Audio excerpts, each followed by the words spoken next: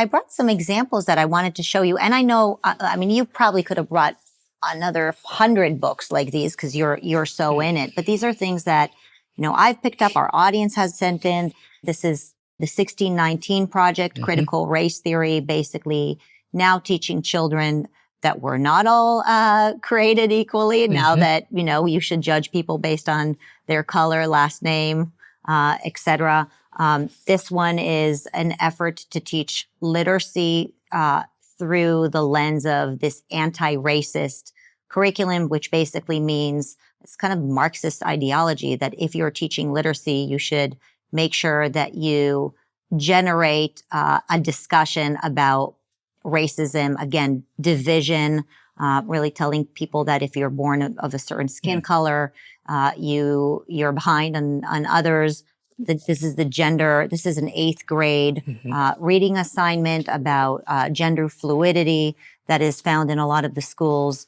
8th grade, 7th, 8th grade. This book, Melissa, endorsed by Scholastic, which I'm sure you're familiar with. Scholastic. There isn't They've been around a long time. A long time. There isn't an educator in this country who doesn't know Scholastic. So they actually gave them an award. This is a story about a child who was born George, a boy, and very quickly decides that born in the wrong body, wants to be Melissa. If you take a look at the font, what would you say this reading level is? What? 3rd grade, perhaps. Third, 4th grade. I saw it in 5th grade curriculum.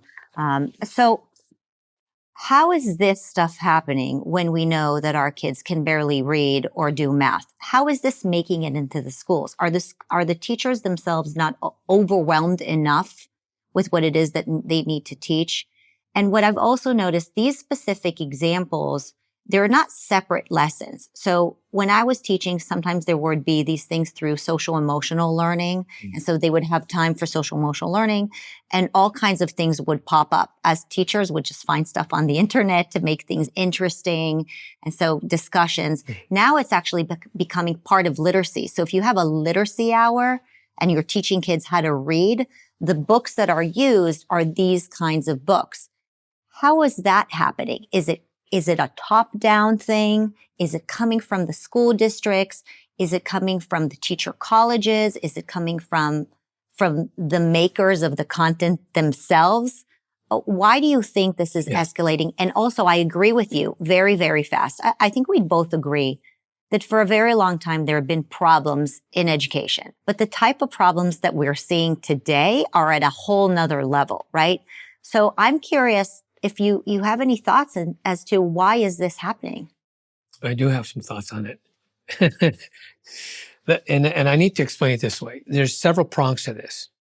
When I used to speak as a superintendent, I used to go around and talk to people about the institutions that can change a community in one generation's time.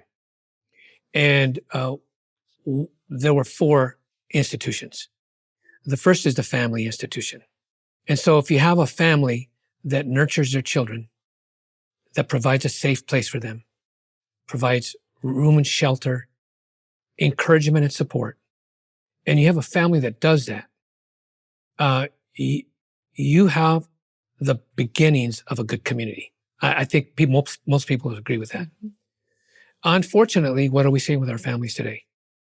Lots of broken homes, single parent families, kids being raised with absent parents, and or you have parents that are so busy working to make ends meet, they're not providing for their children like they at one time used to.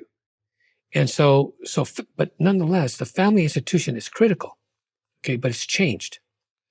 The second institution that I like to talk about is the faith-based institutions. And the reason why I like to talk about that is because faith-based institutions have access to full families. And so it used to be full families would go together to their church or synagogue and they would learn together, they would pray together, and they would learn a value system based on a foundational word, okay? And they would go to school with that. And they would go to play with that.